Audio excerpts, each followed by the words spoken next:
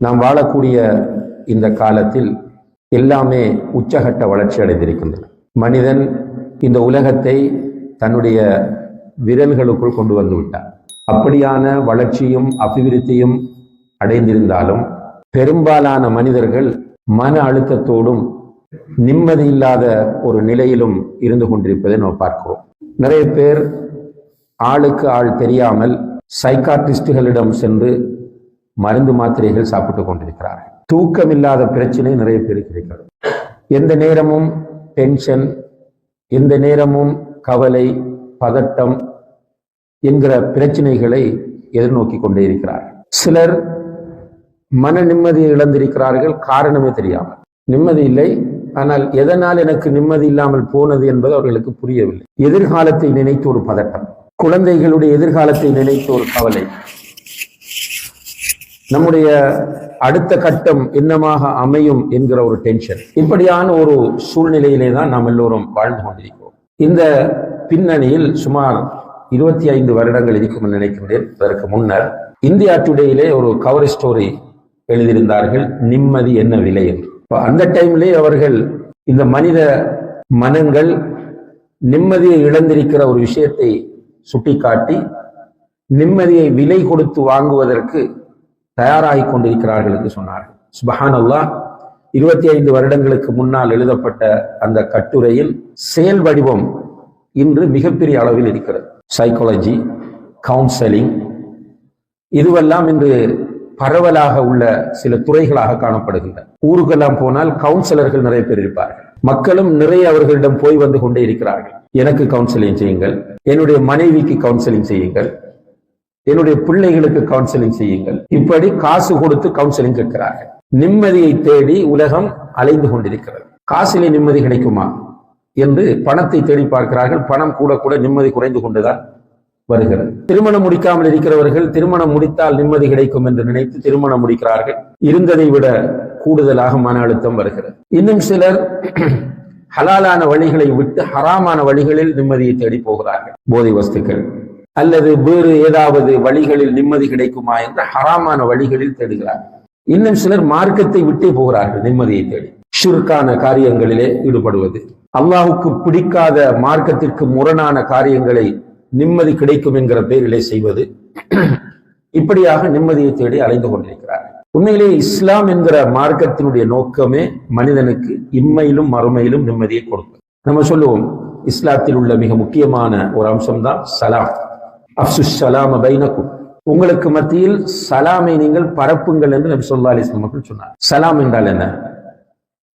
அமைதி, சாந்தி, பாதுகாப்பு, நிம்மதி, எல்லாமே இந்த சலாமுக்குள் இருக்கிறது. இதை வைத்து சில அறிஞர்கள் இஸ்லாம் என்பது சலாமில் இருந்து வந்தது, இஸ்லாம் என்றாலே சாந்தி மார்க்கம், அமைதி மார்க்கம் என்று சொல்லுவார்கள். அல்ஹம்துலில்லாஹ், அதுல டவுட்டே கிடையாது. இஸ்லாமிய மார்க்கம் மனிதனுக்கு நிம்மதியையும் அமைதியையும் கொடுக்கிற ஒரு மார்க்கம். அந்த வகையில் அல்ஹம்துலில்லாஹ் கொஞ்சமேனும் நம்மிடத்தில் ஈமானும் இஸ்லாமும் இருக்கிற காரணத்தினால் தான் நம்முடைய சமுதாயத்தில் தற்கொலை வீதம் மிக குறை, சூசைட் பண்ணுவது மிக மிக குறை, இல்லை என்று கூட சொல்லலாம். இதனால் அந்த ஈமானும் இஸ்லாமும் ஓரளவேனும் இருக்கிறது.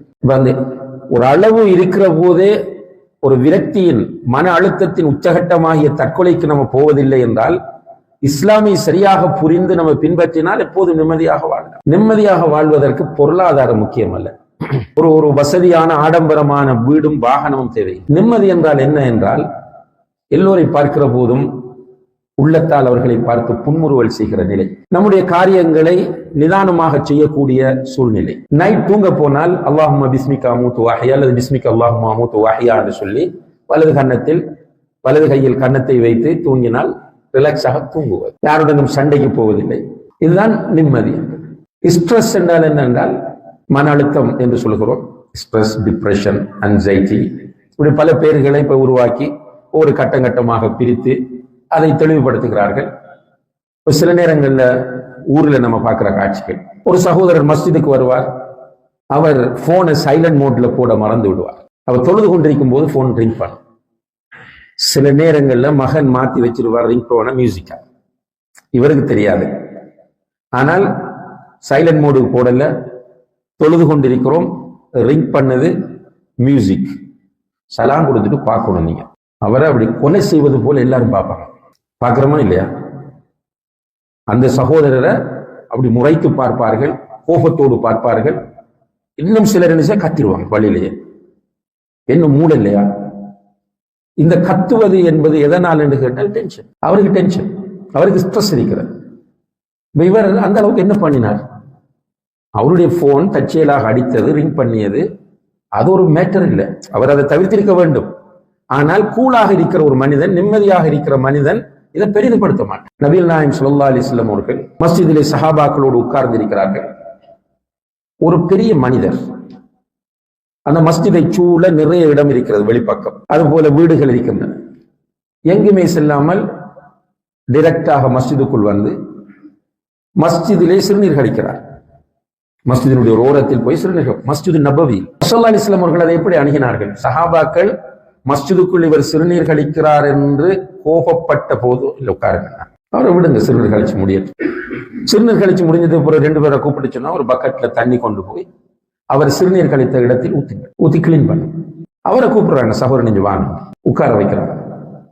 உட்கார வச்சோம்னாங்க, சகோதரன் இது மஸ்ஜித், அல்லாஹ்வுடைய வீடு, இதில் தொழுவது, திக்ரு செய்வது, குர்ஆன் ஓதுவது போன்ற காரியங்கள் தான் செய்ய வேண்டுமே தவிர இப்படி சிறுநீர் கழித்து அசிங்கப்படுத்தக்கூடாது என்று சொன்னதும் அந்த மனிதர் பிரமித்து போய்விட்டார். அவர் எதிர்பார்க்கவில்லை இப்படி ஒரு ஒரு ஒரு நடைமுறை. உடனே அவர் என்ன செய்கிறார் என்றால், தன்னுடைய 2 கைகளையும் வானத்தை நோக்கி உயர்த்தி, அல்லாஹும்ம அர்ஹம்னி வ முஹம்மதா வலா தர்ஹம் மஅனா அஹதா என்று சொல்கிறார். யா அல்லாஹ், எனக்கு முஹம்மதுக்கு மட்டும் நீ இரக்கம் காட்டு, அன்பு காட்டு. ஸல்லல்லாஹு அலைஹி வஸல்லம், எங்களோடு சேர்த்து வேறு யாருக்கும் நீ அன்பு காட்டி விடாதே என்று சொல்கிறார். என்றால் மற்றவர்களை பார்த்தார், அவர்கள் அணுகிய முறையும் நபிகள் நாயகம் ஸல்லல்லாஹு அலைஹி வஸல்லம் அவர்கள் அணுகிய முறையும் வித்தியாசம். அதனால அப்படி துஆ செய்கிறார். ஸல்லல்லாஹு அலைஹி வஸல்லம் அப்பவும் சொன்னாங்க, லிம துஹஜ்ஜிரல் வாஸிஅ, அல்லாஹ்வுடைய விசாலமான அன்பு ஏன் அது நமக்கு மட்டும் கிடைக்க வேண்டும் என்று நீ நினைக்கிறாய்? எல்லோருக்காகவும் கேளுந்தார்கள். அப்ப இந்த இடத்தில் நபி ஸல்லல்லாஹு அலைஹி வஸல்லம் அவர்கள் கூலாக பிரச்சனையை அணுகுகிறார்கள். இப்ப நமக்கெல்லாம் ஃபுல் டென்ஷன். எந்த ஒரு பிரச்சனையை பாருங்க, கத்துறோம், கோபப்படுறோம், ஆத்திரப்படுறோம், ஒரு ஒரு சிவியரான மிக மோசமான ஒரு முடிவெடுக்கிறோம். ஒரு இளைஞர் வருகிறார், வாலிபர், நபி ஸல்லல்லாஹு அலைஹி வஸல்லம் அவர்களிடம் வந்து உட்கார்ந்து பக்கத்துல வாரார். சஹாபாக்கள் சூழ உட்கார்ந்துட்டு இருக்கிறார். வந்து சொல்றார், யா ரசூலல்லாஹ் இذن لي في الزنا. சுப்ஹானல்லாஹ், நான் விபச்சாரம் செய்ய வேண்டும், அனுமதி கொடுங்கள் என்று கேட்கிறார். என்ன பண்ணுவோம் நம்ம? நம்மளோட பையன் வந்து நான் ஸ்மோக் பண்ண வேண்டும், சிகரெட் பிடிக்க வேண்டும் போல இருக்கு, பணம் கொடுங்கன்னு கேட்டா என்ன சொல்லுவீங்க? இவர் வந்து என்ன கேட்கிறார்? சிகரெட் கேட்கல, மதுபானம் கேட்கல. யா ரசூலல்லாஹ், நான் விபச்சாரம் செய்ய வேண்டும், பெர்மிஷன் தாங்கன்னு கேட்கிறார். ரசூலுல்லாஹி அலைஹி வஸல்லம் முகம் சிவந்து கோவப்பட்டு, பிடிச்சு அடிங்க, கட்டி போடுங்க, என்ன குழந்தை வளர்த்திருக்கீங்கன்னு சத்தம் போடுங்க. ரசூலுல்லாஹி அலைஹி வஸல்லம் கூலா கேட்டாங்க. அப்படி உட்கார்ந்து, உன்னுடைய தாயோடு யாராவது விபச்சாரம் செய்ய வந்தால் உன்னுடைய ரியாக்ஷன் எப்படி இருக்கும்? உன்னுடைய தாயோடு யாராவது வந்து விபச்சாரம் செய்வதை நீ பார்த்தால் உன்னுடைய ரியாக்ஷன் எப்படி இருக்கும்? அவர் சொன்னா விட மாட்டேன், அப்படி கோபமா சொன்ன. நீ ஜினா செய்ய போறது யார்கிட்ட? யாராவது ஒருவருடைய தாய்கிட்ட தானே போக வேண்டும். அப்ப அவளுடைய பிள்ளைகள் அடுத்தது கேட்டார்கள், உன்னுடைய மகளோடு யாராவது ஜினா செய்ய அனுமதி கேட்டால் அல்லது வந்து ஜினா செய்ய வந்தால் நீ என்ன பண்ணுவாய்? நான் விரும்ப மாட்டேன், அனுமதிக்க மாட்டேன் என்றார். அப்ப நீ போறது ஒன்று ஒருவனுடைய தாயாரிக்கும் அல்லது மகளாய். திரும்ப கேட்டார்கள், உன்னுடைய சகோதரியோடு யாராவது ஜினா செய்வதை நீ விரும்புவாயா?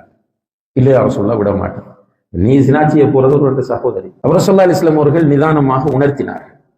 அதற்கு பிறகு அந்த வாலிபர் புரிந்து கொண்டார். சுப்ஹானல்லாஹ், அழுகிறார். ஸல்லல்லாஹு அலைஹி வஸல்லம் அவருடைய முதுகை தட்டி கொடுத்து அல்லது நெஞ்சை தட்டி கொடுத்து, யா அல்லாஹ், இவருடைய உள்ளத்தை பரிசுத்தப்படுத்துவாயா என்று துஆ செய்து அனுப்பி வைத்தார். நமக்கு வீட்டில கூட சின்ன சின்ன பிரச்சனைகளை ஊதி பெருப்பிக்கிறோமா இல்லையா? சின்ன பிரச்சனை. சில சகோதரர்கள் வருவார்கள், நான் தலாக் சொல்ல போகிறேன் என்று அனுமதி கேட்பார்கள். மார்க்க அடிப்படையில் கூடுமா? நம்ம அவங்கள்ட்ட கேட்டா என்ன பிரச்சனை கேட்டா ஒரு பிரச்சனையும் கிடையாது. இவர் சில நேரம் போன் பண்ணினா உடனே ஆன்சர் பண்றதில்லை, அல்லது வீட்டில் நேரத்துக்கு சமைத்து கொடுப்பதில்லை, அல்லது உரிய நேரத்துக்கு டீ கொடுப்பதில்லை, அல்லது இவருடைய தாயை பற்றி ஏதோ தப்பா பேசிவிட்டார், சகோதரியோடு சிரித்து பேசவில்லை, இப்படியான அற்ப காரணங்களை சொல்லி மனைவியோடு வாழ முடியவில்லை, தலாக். என்னன்னா ஸ்ட்ரெஸ், ஏதோ ஒரு டென்ஷன் இருக்கா இல்லையா? எல்லோருமே அந்த நிம்மதியான வாழ்க்கையை தொலைத்து விட்டோம். ஏதோ ஒரு வகையான மன அழுத்தத்தோடு எல்லோரும் வாழ்ந்து கொண்டிருக்கும். இந்த மன அழுத்தத்திற்கான தீர்வு நிச்சயமாக பொருளாதாரத்தில் கிடையாது. இந்த மன அழுத்தத்திற்கான தீர்வு நிச்சயமாக பதவிகளில் கிடையாது. இந்த மன அழுத்தத்திற்கான தீர்வு நிச்சயமாக நம்முடைய எதிரியை தோற்கடிப்பதிலே கிடையாது. இந்த மன அழுத்தத்திற்கான தீர்வு நமக்கு பிடிக்காதவன் வீழ்வதிலே கிடையாது. இந்த மன அழுத்தத்திற்கான முழு தீர்வும் மருத்துவத்திலும் இல்லை. இப்ப நீங்க போறீங்க ஒரு சைக்காட்ரிக் டாக்டர் கிட்ட போய் சொல்லுங்க, எனக்கு ரொம்ப ஸ்ட்ரெஸ் ஆக இருக்கிறது, டிப்ரெஷன் ஆக இருக்கிறது, பதட்டமாக இருக்கிறது. அவர் சில மெடிசின் தருவார். அந்த மெடிசின் என்ன செய்வார், ஃபர்ஸ்ட் ஒரு சின்ன டோஸ் தந்து அதுக்கு கூட்டி கூட்டி கூட்டி அதிகரிச்சுட்டு போவார். ஒன்று நம்ம அப்படியே வீக் ஆயிடும் மென்டலி. சொல்யூஷன் ஈஸியா கிடைக்காது ஒரு சில நோய்கள் தவிர. அப்ப நிம்மதி வேண்டும் என்றால் ஒரே தீர்வு இஸ்லாம் தான்.